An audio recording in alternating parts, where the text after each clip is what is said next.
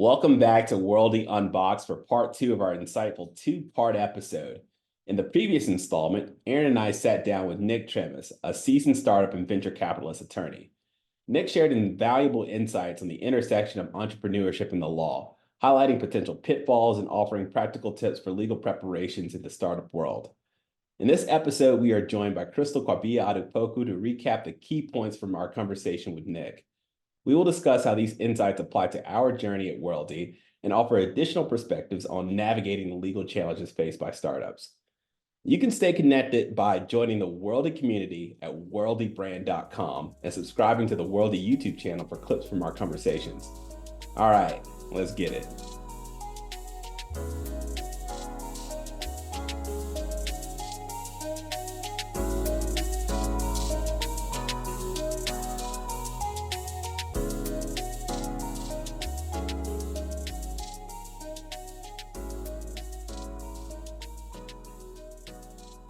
Okay, so hi guys.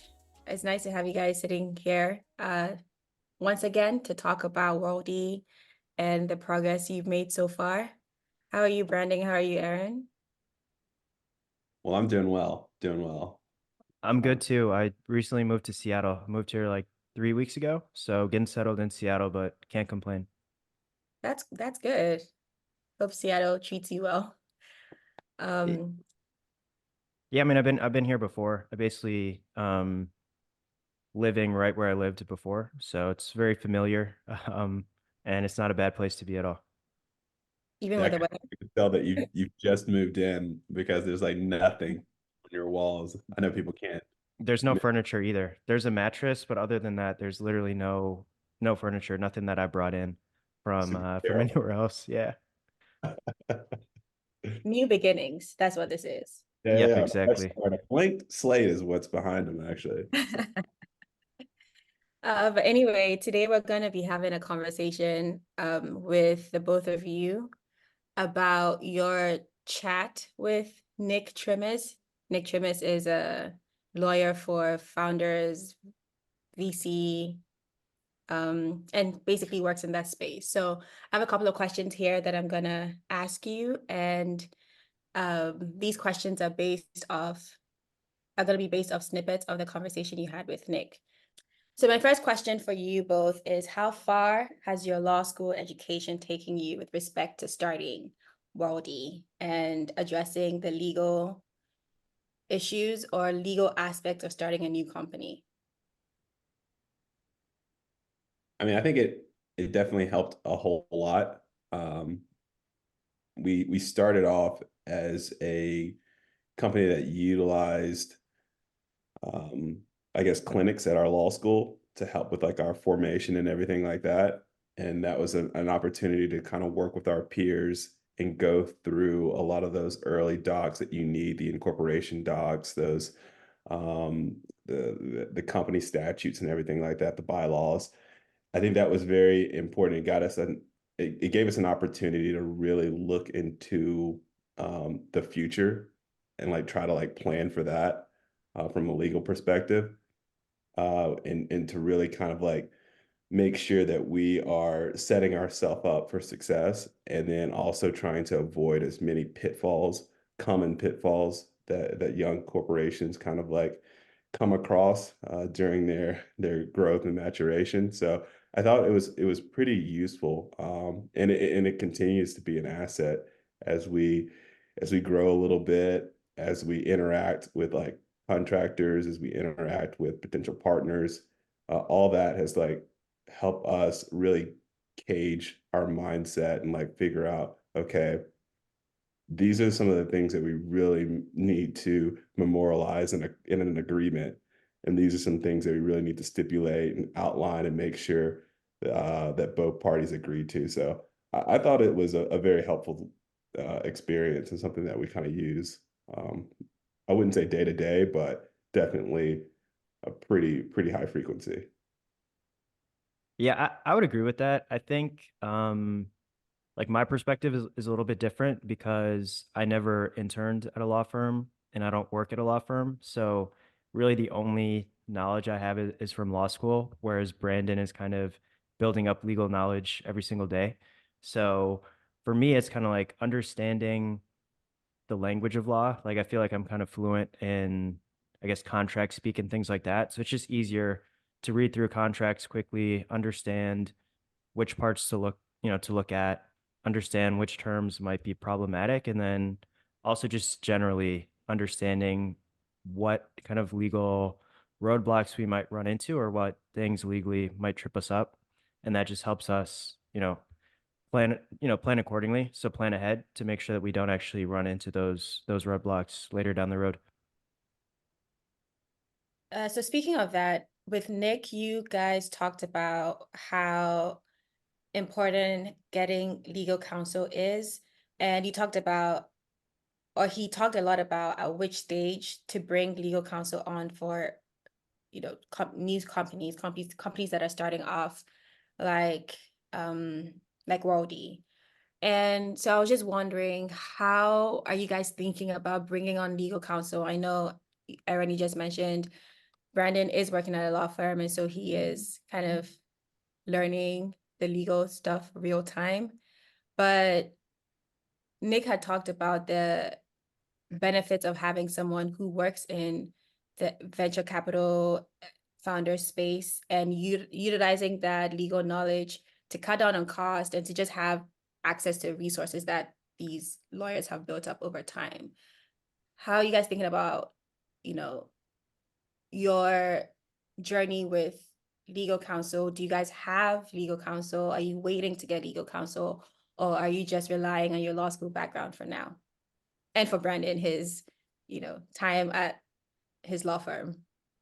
So we don't have a dedicated legal counsel right now. But while we were in school, we were working with the Innovation Clinic at the University of Chicago. So they did our kind of a lot of the post incorporation stuff for us. So like issuing equity and things like that. And that stuff is more important. So we wanted someone who actually knew what they were doing to do that for us versus just doing it ourselves. And then some other things we've done through like LegalZoom. So incorporation, I think we did through LegalZoom. And then I think we did our trademark application through LegalZoom or something similar too. So we don't sign a ton of contracts, and for the most part, the contracts we sign, they're pretty straightforward. But as we start doing things that are a lot more impactful, so maybe like hiring or issuing equity, things like that, then I think we would, at the very least, we definitely want a lawyer to look over those documents, even if they're not drafting them. But there's a chance that we would kind of like hire a firm or some individual to draft up those documents just so that we know that they're actually being prepared accurately. Yeah, that's pretty accurate. I think for us, what we really needed legal help on was that initial setup. So formation is pretty huge. You want to kind of get that right. Want to make sure that all your docs are in a row. And then from there, typically they give you as part of your suite of docs, form docs, which are like templates of agreements that you can kind of utilize for your day-to-day ops. And that includes like consulting or contract agreements and things like that, so that you can use those as a template moving forward when you engage with contractors or partners or whoever. And that kind of like helps keep the cost down. And so that's something that we kind of do at the firm. So you set them up with their formation, their or corporate cleanup, depending on if they came or were incorporated through the firm. And then from there, you kind of like give them the form docs, and they're able to kind of go off and do their work. And then when it gets closer to fundraising, they're I guess inevitably going to go through a funding event, then you want to kind of re-engage, make sure that their docs are clean and good, because you're going to be putting them into a data room that's going to be checked out through the diligence process by potential investors. And so you want to make sure that it's as clean as possible. And so that's really when you start needing legal help. And so we're in that in-between portion. We've already gone through formation. We've already got like our form docs that we've kind of been able to use with our partner and contract relationships. And we don't anticipate any kind of like I know we're doing a crowdfunding, but we don't anticipate any kind of institutional fundraising in the near term. So we've got a little bit of a runway prior to having to engage any legal counsel. And at the same time, I'm definitely like learning the ropes as well. So hopefully we can cut down on the amount of time that we have to actually engage with an attorney or anything like that. So and I guess throwing another thing in there, I know prior to our to this conversation, we kind of talked a little bit briefly about like tech versus like consumer, and how tech they're so quickly iterating and going and actually fundraising and getting to that point and raising. Whereas we have a lot more proving to do. And so Aaron and I have talked about like it taking us maybe even, a year or so before we're actually looking at a funding event. So yeah, I think that's one of the main reasons why we haven't really like retained legal counsel at this point, because we, in short, just don't really need it right now. That's fair. And speaking about the form documents, just to uh, ask a little bit more about those, are those tailored to worldie, or do you have to tailor them to worldie as and when you are trying to contract? Because I think that might be a point where your legal knowledge from contract drafting class might come into play. Or what do you guys think? Is that not the case when it comes to the form docs? Are they ready to go in, the exact form that you want them to be to send to your counterparts? I mean, I guess you can call them like commercial off the shelf contracts. They're fairly generic, but they capture a lot of the issues or the things that need to be captured in a relationship between a startup company and whoever they're engaging. So I think no, to answer your question, no, they're not like specifically tailored to worldie, but from what I've seen, like the form docs that, like for instance, that we give our clients, um, they're not specifically tailored to them either. So they're just docs that cover. So you end up having to like tweak them a little bit for your situation, but they're docs that generally cover like the litany of things that you come across in those type of like situations. So No, the other thing I would say is, I'd say the majority of contracts we sign, they're actually drafted and sent by the other party. So it's more like we're reviewing them and adding any terms or asking to either take out terms or clarify them, versus us, sitting, drafting up a contract and then sending it over to a contractor or some other party. I see. I guess it makes sense to do that now since you don't have any legal counsel, but moving forward, hopefully when you have some traction in the game, you'd like to come up with your own contracts to give out to people. You want to take the lead on writing contracts. I don't know if that matters to you guys, but I know a lot of lawyers care about who has the pen on the contract. But we can move on. Let's talk about Waldie's legal structure. And Nick had talked a lot about how the legal structure matters for VC funding, because some VCs care about the structure of the companies that they are investing in and others don't. I wanted to know how you guys decided on the structure that you eventually picked, and what factors went into that decision. I mean, we realized that we were going to eventually want to raise, and a C corp just makes the most sense. That's what VCs are used to. That's what like sophisticated investors are used to. It's set up by law to help you get a an unmeasurable amount of investors. So it's like an infinite amount of investors you can bring in. So we wanted that structure because we realized that down the road, this is what we want to do.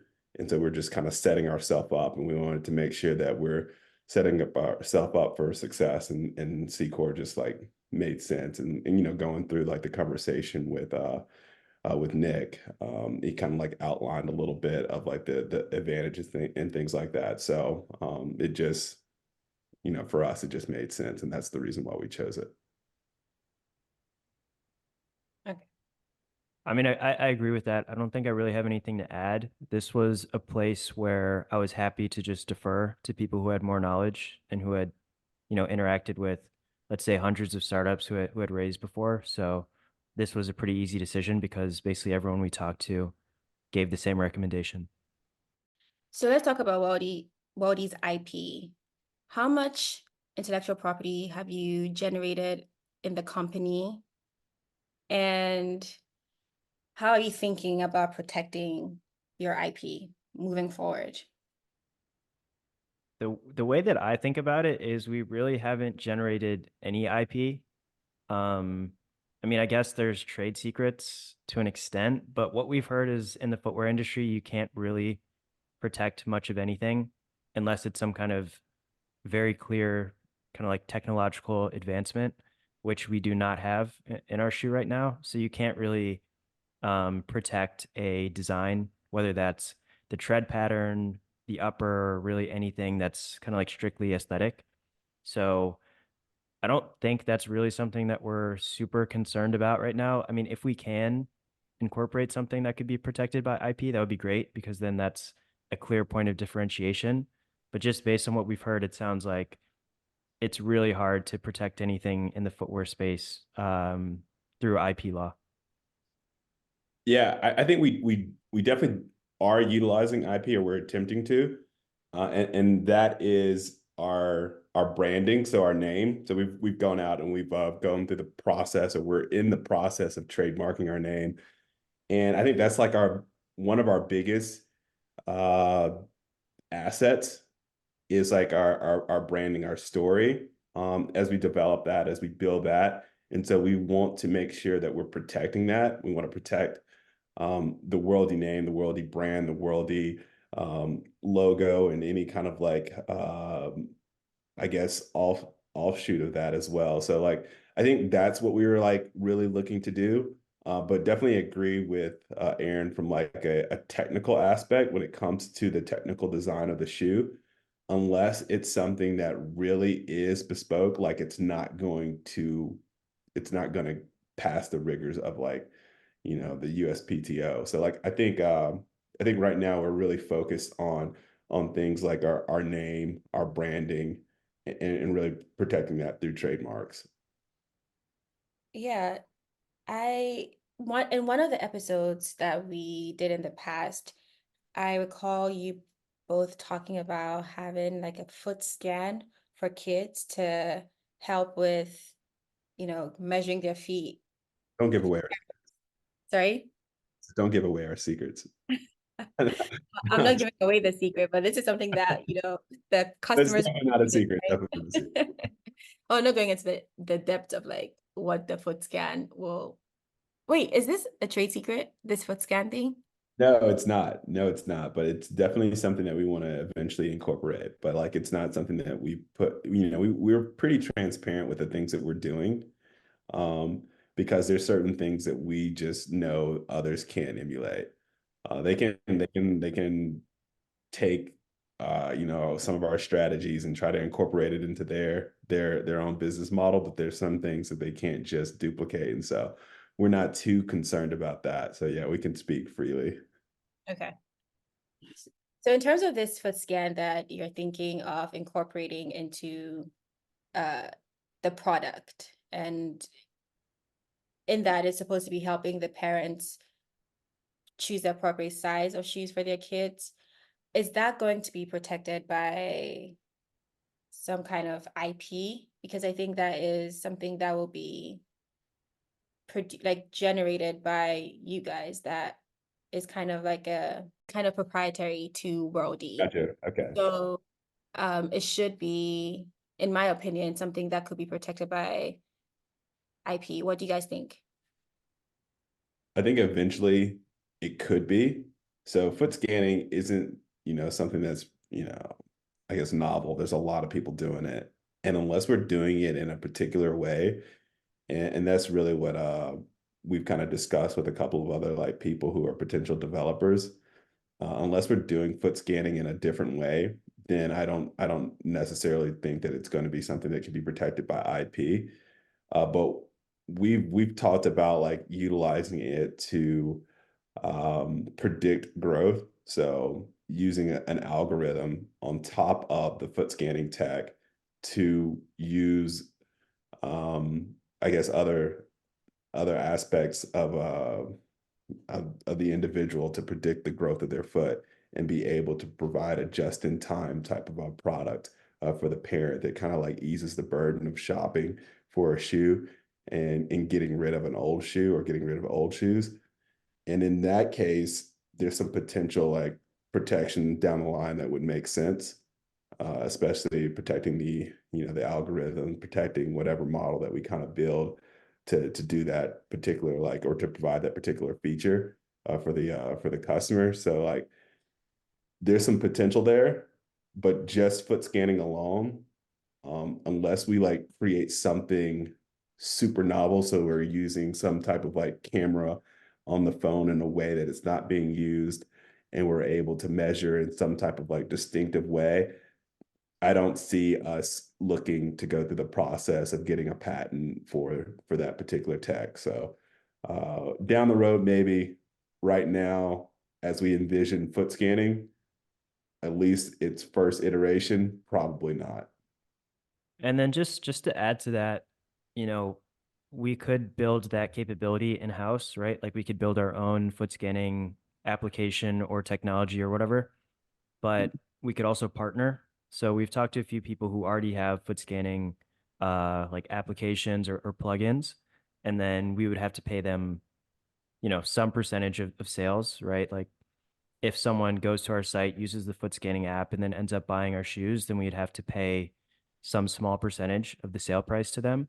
So that's another kind of avenue that we could go down where we wouldn't really even have to think about IP because it wouldn't, we'd be licensing the technology. So maybe the algorithm that Brandan would talked about would be protected by IP, but the foot scanning technology could be just something that, you know, is IP that someone else owns that they're just licensing to us. Got it. That makes sense. So based on what you talked about with Nick and just over time, how have you thought about contracting between first yourselves as founders? Do you guys have a founder contract, or is that something that you plan on doing later on? And just in general, how many contracts do you have for worldie currently, especially because you guys are at the very early stages of building your business? You mean like active contracts, or how many contracts have we signed over the life of the business? Yeah, active contract. I don't think it's a ton. I don't know the number off the top of my head, but I would say somewhere in that 5 to 10 range, maybe closer to 10, but I honestly don't know. Um, but it's funny that you ask about kind of like contracts in the startup space, because I was talking to this other guy recently, and he's been in the startup space for maybe like 5 to 10 years, maybe like 10 years at this point. And he was kind of like, he's not a lawyer, but he was like, contracts as a startup founder are just completely pointless. Like you sign them just to kind of try to get the other person to do what they're promising to do. But really, if they don't do it, there's not much you could do about that. And I think we've noticed that a little bit already. Like we've signed contracts with people. Sometimes they want us to pay them when they haven't delivered all the work, and the work is kind of like clearly outlined in the contract. Sometimes people are just like, I'm done doing this work. This is too much work for not enough pay. So I'm basically breaking off the contract. So maybe I'm just jaded, but I'm starting to get closer and closer to that guy's opinion that as a startup founder, like 90% of the time, like you just put a contract out there because that's what you do, but you know that you're not going to sue the person if they don't do anything, and you know there's a decent chance that they're not going to do everything that they're um promising to do in the contract. So it's almost like you have to use the money that you pay them as a incentive for them. And it's like, if you want this $5,000 or $10,000, you have to do every single thing that I outlined in the contract. And you're not doing it because you're worried about me suing you, but it's because I have money that you want. So that's the way I think about contracts. I mean, I know that that's not like what U Chicago Law School probably wants me to say, but that's the way that I'm thinking about it now. Yeah, I mean, I think from like our experience, we've definitely witnessed a lot of what Aaron's talking about. So like in the near term, a contract hasn't provided the protection that people think it provides when it comes to making sure that the other side fulfills their part of the agreement. But I think on the long run, it's important to have these contracts in place because, and we'll use for an example, the creation of our logo and designs and whatever. So when we do finally decide to bring in institutional investors and they look and see what contracts we've had in place in our past to kind of like back up some of the things that we claim when we're negotiating for terms and things like that, they want to see that you have ownership rights over your logo. Like, did your contract say that like what they create, that whatever property they created during their engagement with you, you are the owner of, the sole owner, so they don't have to worry about having to pay off this whatever entity it was that created this particular element for you. So it just makes it for a cleaner diligence process to have these contracts in place, even though at the time you may or may not get the protection that the contract outlines. So I think it's good for later. It's okay for now. Yeah, that's interesting because Nick also mentioned how when you're looking for when you're fundraising, it matters sometimes to your institutional investors that when they go into the data room and they look at your contracts are actually executed because it says something about the company and how you're running your business. So in terms of fundraising, now based on what Nick said about raising money from crowdfunding, did that legitimize your decision to go with Kickstarter? Because I know you guys are not necessarily giving out equity in exchange for the money you're going to be raising off Kickstarter. How did what he said make you think about your fundraising goals? And had you, before this conversation with Nick, thought about the legal implications of crowdfunding?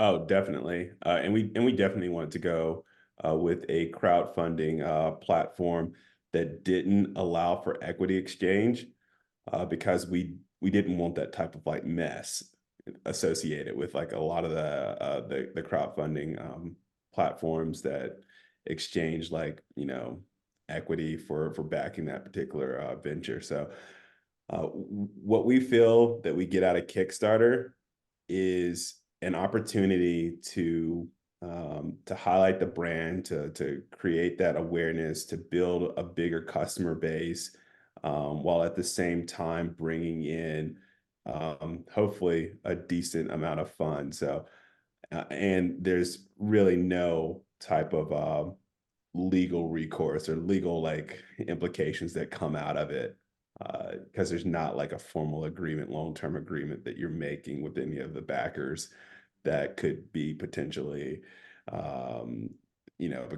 become equity or ownership of a company down the road. It's not like we're signing like individual safes or anything like that with any of the backers. It's just an opportunity for them to back an idea and potentially get some kind of like reward or whatever, whether it be the actual product or some type of like other incentive to back. So I think we already had that idea prior to well, I don't think, I know we already had that idea prior to our conversation with Nick.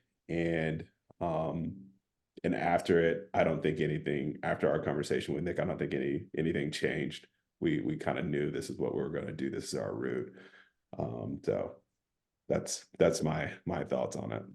No, I agree with that 100%. I mean, we preferred kind of a Kickstarter style of crowdfunding before we even knew about the legal implications of any other kind of crowdfunding campaign, and just hearing about kind of the legal headache that can arise if you do it in exchange for equity, that just further confirmed what we were already thinking. Yeah, that makes a lot of sense. Now we are getting to the end of our conversation here today. And before you wrap up, I just wanted to ask about whether you guys are thinking about or have struggled with any aspects, legal aspects of starting worldie, or what have you been considering in terms of the legal aspect of your company, if anything? I mean, one thing is we've been thinking more and more about bringing on a third team member. So whether that's a co-founder, a member of the founding team that has a smaller share, maybe an advisor, that's something that we've been thinking about a lot. We've been having conversations, things like that. So I mean, I don't want to speak for Brandan, but I think if we were to bring someone on like that, we would probably want to really make sure that we have our legal ducks in a row, right? In terms of the contract and all that kind of stuff. So we would potentially contract with some, external lawyer to help us out with that. So I think it's just thinking about like we said before, we're doing a lot of the legal stuff ourselves right now, and that's okay because we're not doing anything, or not a lot of the things that we're doing, they don't have a really long-term impact.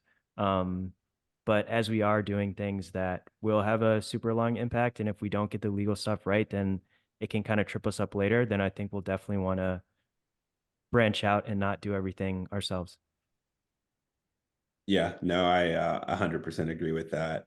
And that's been like our short-term struggle, is like making sure that these agreements are going to be something that are going to be not necessarily an asset down the road, but they definitely won't detract from what we're trying to accomplish. And kind of going back to that conversation with Nick, I think what I and what Aaron and I have kind of like been thinking about as we look at these agreements is like, all right, we want to make sure that when we get to that inevitable funding portion of our venture, that's not going to be the hurdle that we're going to have to, that's not going to be another hurdle that we're going to have to get across. We want it to be as clean as possible. It's not necessarily, it won't really help you so much as it could potentially hurt you. Like, they're not going to look at like our documents and be like, oh wow, this is a bunch of clean documents, I'm definitely going to invest. But if they're bad docs, it could keep them from investing. So I don't know if that was a clear way of putting it, but like really wanting to make sure that these things are set up so that these things don't come back to bite us in the future when we're looking to do bigger things. And that's kind of our struggle, is to work on that now, and then figure out the moment when it makes sense to bring in bigger guns or more help to keep everything super clean. So I think that's kind of where we're at when it comes to like legal concerns and like considerations for the legal aspects of this venture. Great, great. Well, thanks, Brandan and Aaron, for taking us on this journey. I look forward to speaking with you guys later on. Cheers. Absolutely. Yep, looking forward to it too.